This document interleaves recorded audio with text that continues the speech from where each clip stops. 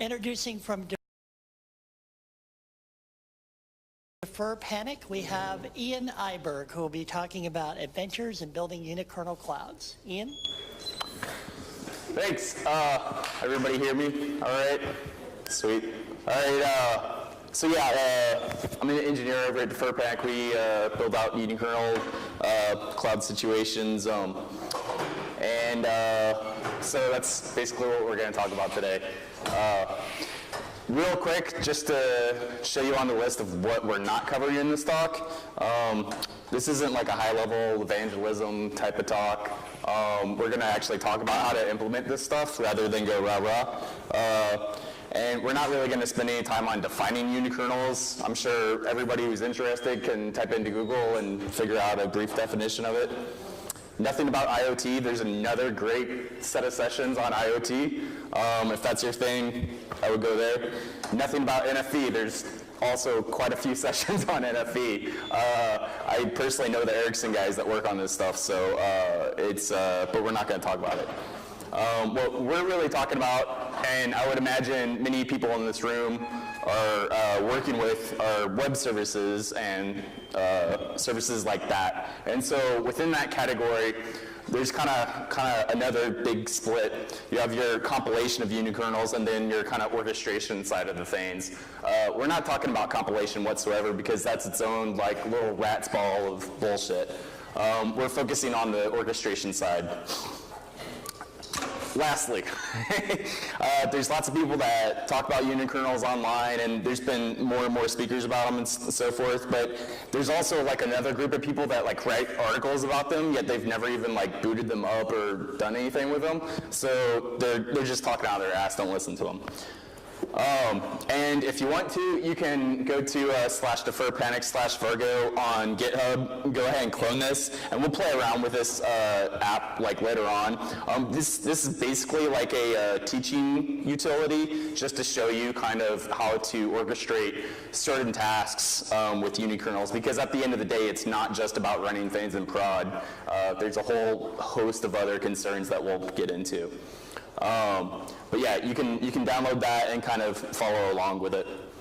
So let's begin the question. I'll ask a few pointed questions. First off, what is an operating system, right? I think we all kind of have this vision in our head of what an operating system is, but you know, on one hand we have OS X, right?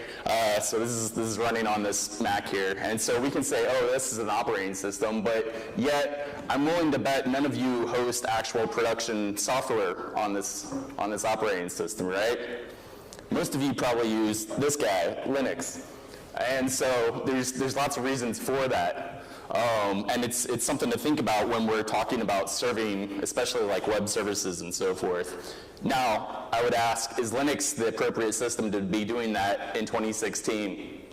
You know, maybe this style of systems worked back in 1971, 1969 on the PDP-11, but in it's 2017 now, I would argue that it's inappropriate.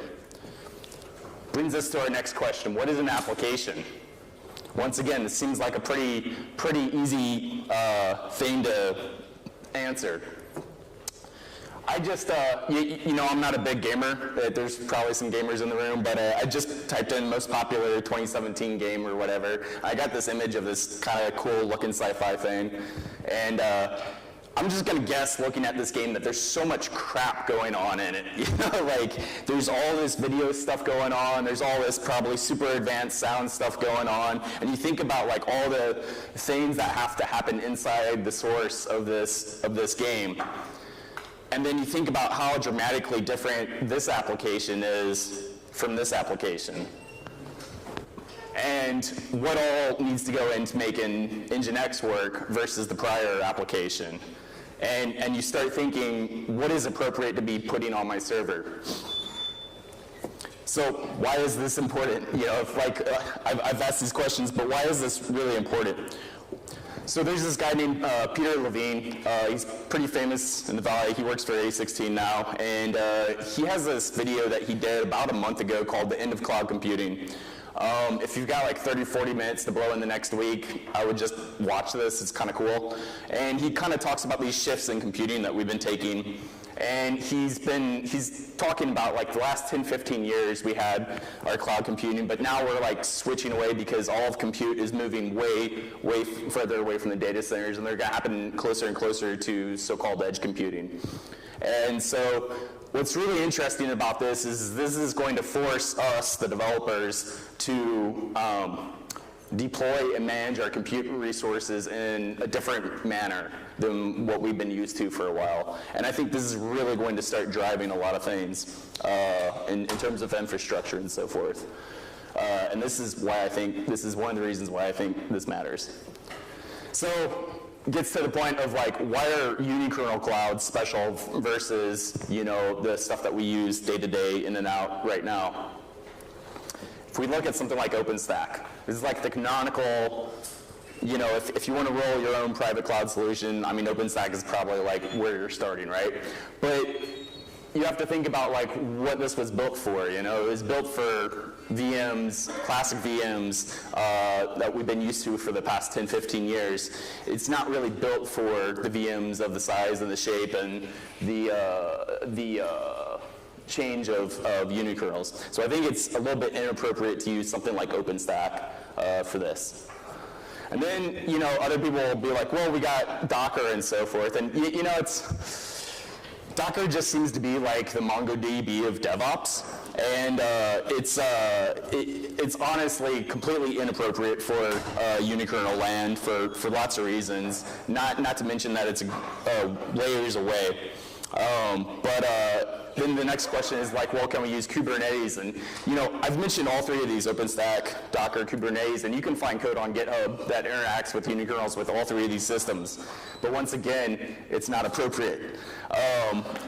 You know, by the very fact of the matter that pretty much all the implementations for Kubernetes control containers, and they themselves reside already on VMs, kind of nixes that fact. So yeah, there's like Stacknetes and some other solutions out there, but it's not a great fit.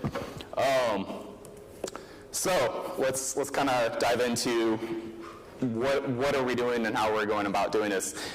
In this slide, and also the subtitles, I mentioned L2 through L7 that we'd be traversing, but the reality is that, you know, we've personally had to rack our own hardware as well, so we're at the physical as well.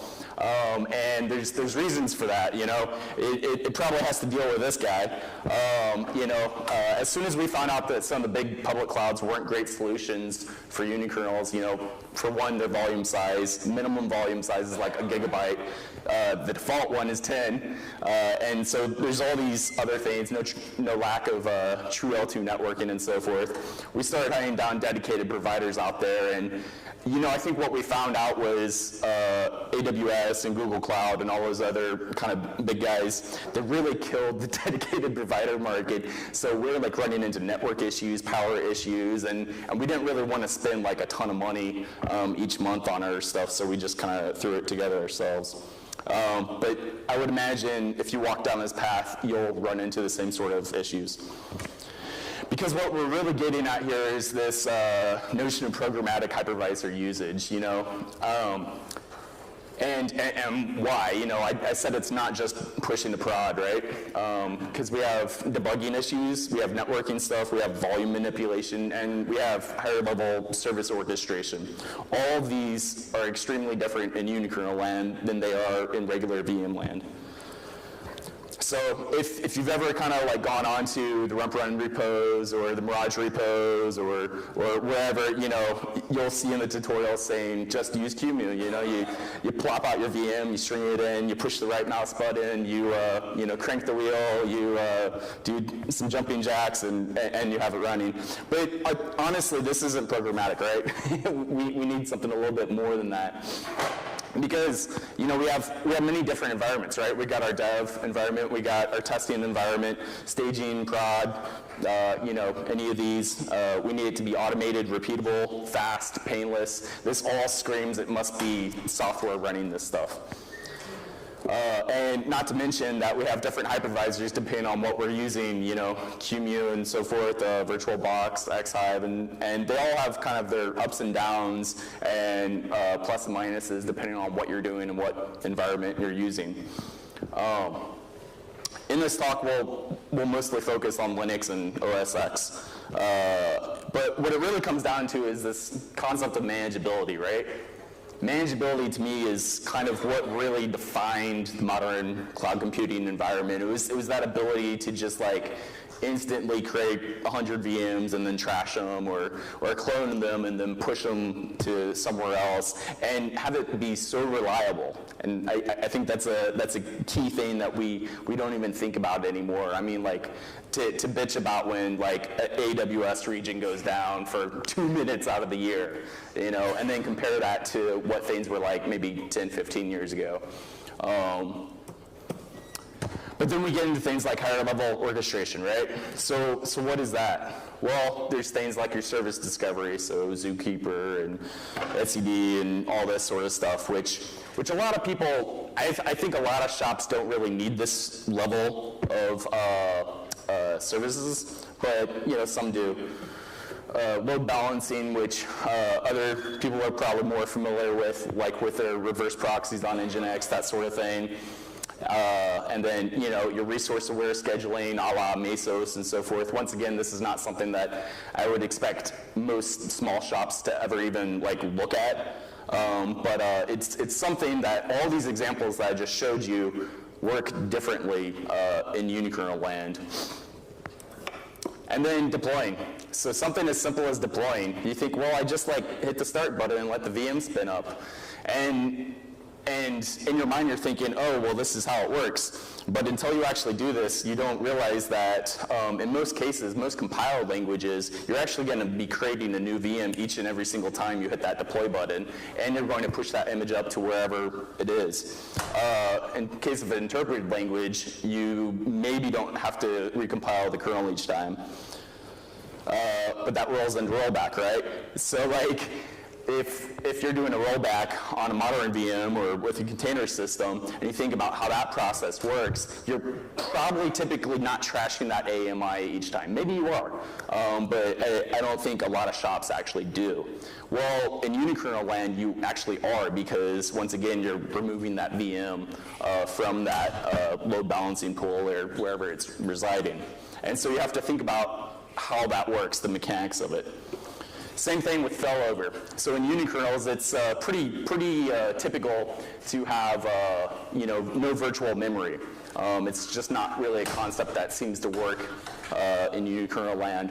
And so if I have an app that just keeps on requesting more and more memory, and then all of a sudden it runs out of memory, you know, and it stops responding to requests and so forth, how do you handle that? Do you kill it? Do you switch it out? You know, there's the software that we've written to handle this for today's VM-based orchestrations. That software doesn't quite work in Unikernel land because of these reasons. And then you start thinking about things like Lambda and all the serverless and functionalist type of paradigms on top, and how they interact with containers and VMs and so forth, and how that would interact differently. So at the end of the day, you know, like most Unikernels will come in the flavor of VMs. You can provision a bare metal or to your Raspberry Pi or whatever, but in most cases, most people are going to be working with VMs, and so you might have ones that are multi-boot compliant, and that's great because then you can do lots of tricks, but not all of them are, and so some you'll just get like a straight up old disk image to fly off of. And as I mentioned, we are going to be working primarily with regular hardware. So, you know, every CPU in the past, like, what, 8-9 years has the extensions necessary, but they're not always turned on. Obviously, if you're on Google or Amazon, you're not going to want to do Hypervisor. You're going to have to actually burn your own AMI. There is software out there that does that.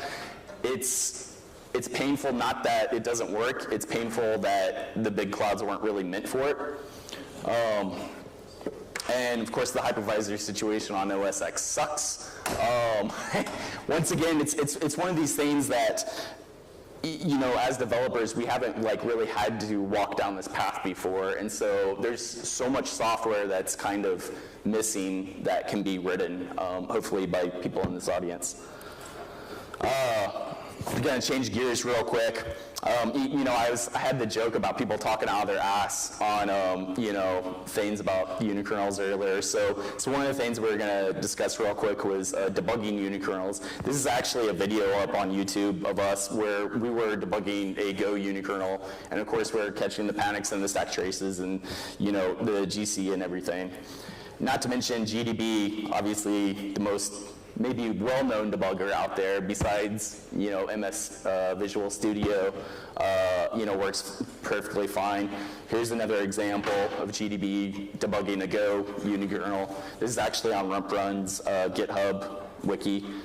And, you know, the different implementations have their own interfaces. So this is include OS's here, which looks a little bit different now. This is a little bit older. And then one from OSV as well. So the whole notion that they're not debuggable is kind of bullshit. On to the next topic, networking.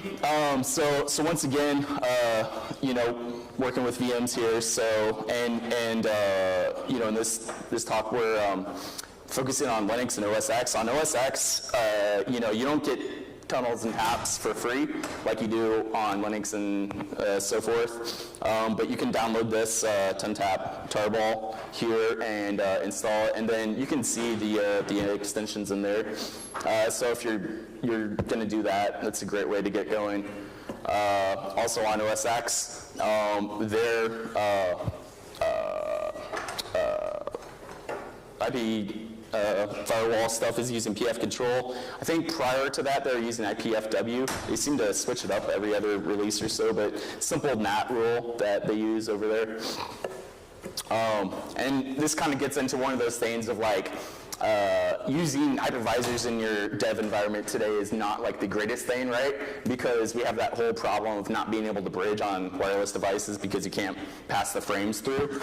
And so we have to do like neat little tricks with NAT and so forth to forward our traffic appropriately. So I said we're going to jump from L1 to L2 all the way to L7 and so forth, so it's no joke. This is a common example of what you're going to run into when you're rolling your own unikernels. You're looking at the SSL locations in the Go code. So we had a Go program that was making outgoing connections, but you're getting like the X509 error, right? And so it was a pretty clear indication that it wasn't finding the cert. It's like, okay, well, let's just pop the cert in wherever it needs to be, figure out where that is. And of course, every single distro out there and every single, you know, different system not only has a different file name for the cert, but stores it in a completely different location, which is just completely batshit insane that this is even a thing. But it kind of, this is the type of stuff that you normally probably don't have to do when you're on like Ubuntu or whatever, but you do have to kind of think about and deal with in unikernel land. And of course, you get to play with DNS and so forth as well. DNS mask here is probably going to be your friend, although most people just kind of like pass that on through whatever gateway they're serving their traffic through. But you can also use this for like DHCP. So if you have like a multi-tenant situation, then you can just like set up DNS mask on that bridge that you're serving DHCP through and go through there. Bringing us to volumes. So volumes is actually kind of a large subject because there's so many different things that you can do with them, you know, in this environment. And with volumes, we also have file systems, obviously. And so on that note, once again, if we go back to some of these tutorials on the wiki, a lot of them like to point at using immutable file systems, which is great for some things. Like if you have a static website and there's absolutely no mutation going on, that's great to use that. But in reality, I can't think of one prod system that is like inherently totally immutable, because you know, name any popular web framework on any popular language out there. I guarantee you have some sort of temp files being written. Obviously the database is mutable.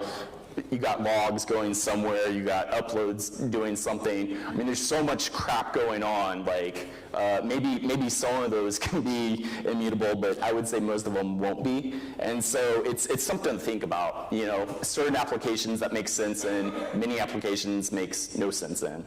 And so when you're choosing your file system, you want to think about, you know, read and write and, you know, which one does make sense. Which brings us to the other issue of, do you want one volume or do you want multiple volumes? Because once again, this gives you many different things to kind of think about. I talked about how compiled languages usually produce one kernel at the end of the day, and you have to do that every time you hit the deploy button. It's not necessarily the case in interpreted languages. So if you're running like Ruby or PHP or JavaScript or something like that, chances are you're not adding in another extension, like another native dependency to the system every single time you deploy. It's probably just deploying new JavaScript code. It's probably just deploying new Ruby code. And if that's the case, you don't necessarily need to redeploy the actual kernel part. Maybe you just deploy a new file system, new volume instead. So it's an interesting thing, and same thing for configuration. You know, there's lots of cases where people need to do configuration when they're provisioning systems or when they're doing deploys en masse and so forth. And a lot of those things, whether they're Chef or Puppet or Ansible or whatever, you know, they all have like their own little thing going on there. So you can use this trick there as well. Which gets us into like base volumes and volume copies. So obviously you probably want persistence for some of these things, you know, for backups and so forth. And of course for live migration and so forth, you know, the volume copies kind of come in handy too. So if I have a database running and I don't really want to take it offline, but I want that copy of it, it's a great way to go about doing it. So on OS X, a lot of these operations can be done with like E2FS, OS X views. HDI util is probably like I think that tool comes on any Mac right away. And so you can do most of those operations there. MakeFS, I think, is found in Brew, but once again, this is one of those tools that you find in Brew that is radically different from the tools on the other BSDs, because all the flags are completely different. I don't know why authors do that, but so yeah, this will help you out with the file systems. Bringing us to logs, right? So at the end of the day, we probably want some standard out, we probably want some standard error. You know, where do we actually ship these things to? You know, a lot of people choose like a remote syslog of, you know, right off the bat. So if it's like your regular web service, that tends to work. Other people, especially in like a multi-tenant situation, you might just mount another block device and log out to there. And then if you're just kind of like playing around with QEMU or whatever, you can always kind of fall back on regular serial output. And we'll actually kind of show something, here.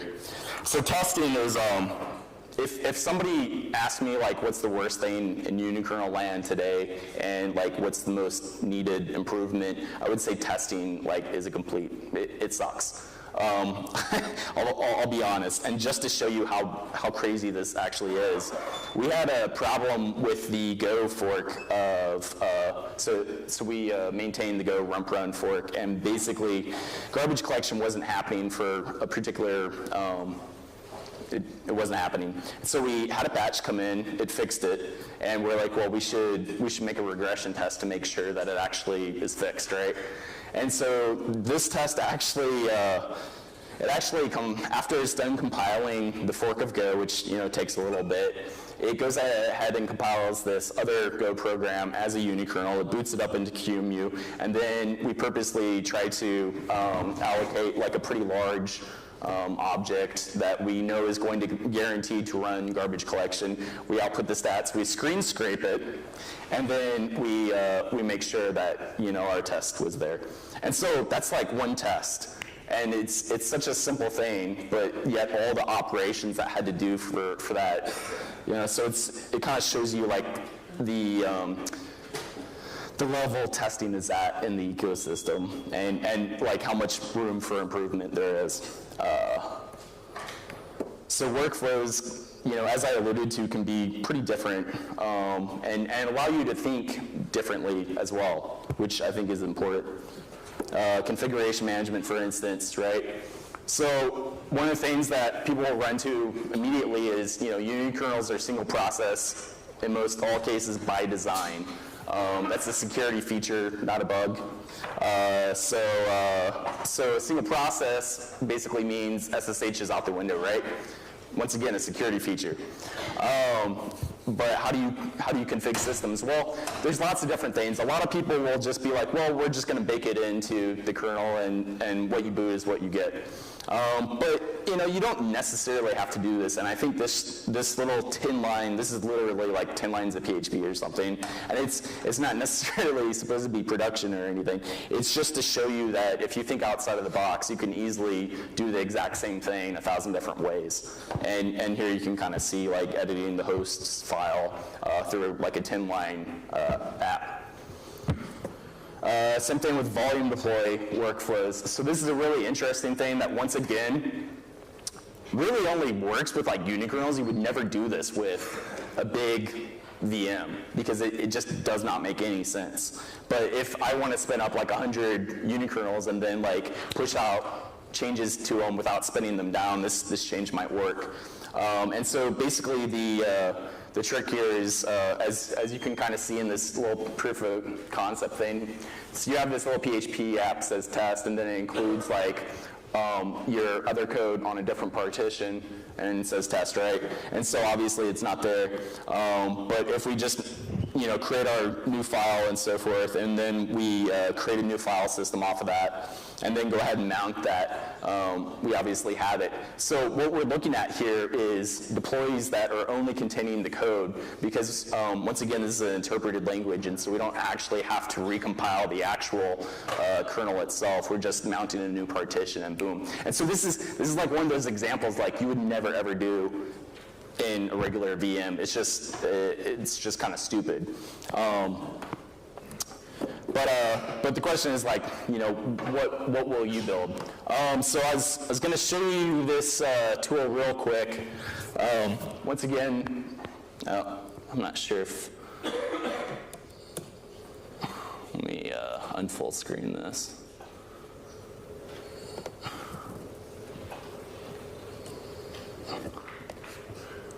So we'll show this, and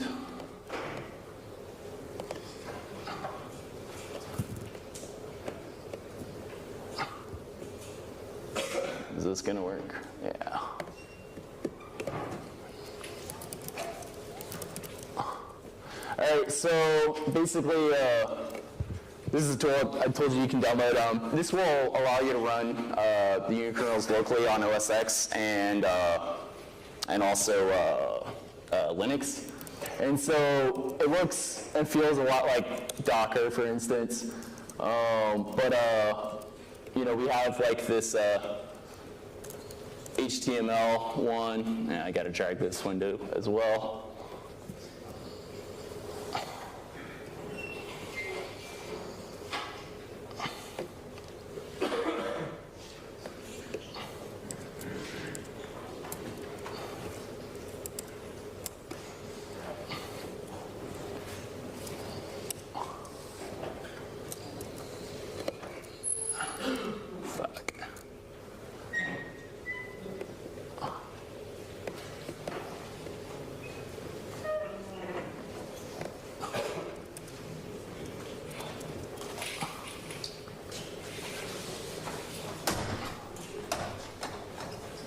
All right, so,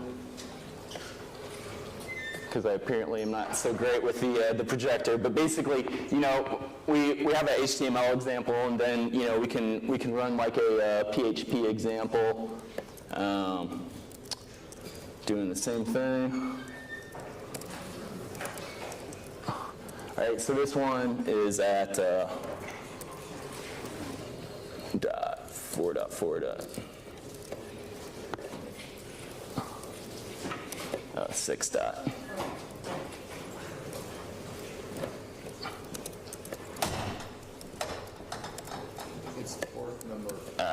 Gotcha.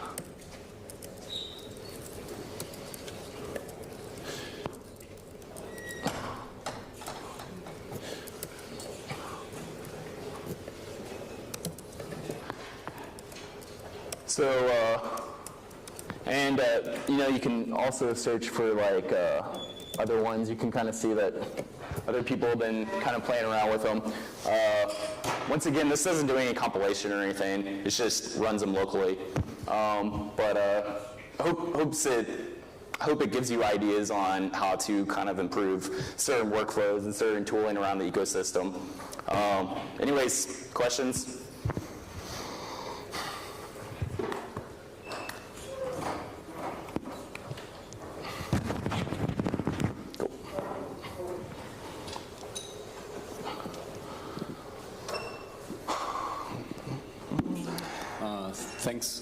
Thanks for the talk. Actually, lots of problems you were describing are actually solved by Kubernetes and Mesos today. Yep. They are not scheduling or managing Unikernels, but they are managing Docker containers. Why not build on these primitives to like have the management layer and just schedule Unikernels on a bare metal provider, sure, like Packet, for example? So you mentioned Mesos? Yeah, Mesos, but more Kubernetes. I know there's from Dell EMC, there's a unique. Yeah, so yeah, good question. So I really glossed over that, but there's quite a few problems. Mesos is a great example because they were working on this before kind of the whole container hoopla. Kubernetes is not a great example. Unfortunately, a lot of like Kubernetes installations are already provisioned on top of VMs to begin with, and so having two layers of provisioning like that don't really work too well. You really need the orchestration layer at the hypervisor level, not on top of that VM. If you do, it just needs to be kind of like out of band and so forth. So yeah, Unique, for instance, out of EMC, they do have integration with Kubernetes, but once again, like trying to do that on Google Cloud, it's gonna suck. Trying to do that anywhere else is gonna suck. You really need the hardware acceleration, and in order to do that scheduling, that needs to be kind of built at a lower layer. And as for like Mesos, that's another interesting thing because that's where scheduling layers kind of compete. So Mesos is more for that process level, right? Because now you can subdivide those resources. So like that scheduling part where I showed you. But when you have that VM, that scheduling has effectively moved down into the hypervisor. And it's probably not like the best place for it. At least we don't have software that like really takes advantage of it very well yet. But Mesos, that much works a lot better up here on top of that VM layer. There are some Yep. Yeah, so like Packet.net, for instance, they do a lot of bare metal provisioning and so forth. So yeah, that's what I'm saying though is there's definitely frameworks out there like OpenStack, for instance, obviously allows you to do that. But those frameworks are built for kind of classic VMs, whereas like some of the like Include OS, for instance, you run some of their demos and it's a megabyte tops. So that's a very different VM than a gigabyte image. I have to say that I don't have experience with this, but I have experience on the old type of computing world. How far are we from a production system? Yeah, so I mean, there's production users today. I talked about not talking about IoT and not talking about NFV, but NFV is probably where like the most production stuff is running today. Big telcos are starting to utilize this. Basically, a lot of the telcos' old hardware stuff is being eaten alive by software. And so like a lot of the NFV stuff is actually utilizing Unikernels. Ericsson in particular, I know, is using that stuff. On the web side, there's definitely some people that are toiling around with it. There's a lot of tooling yet to be written though. So.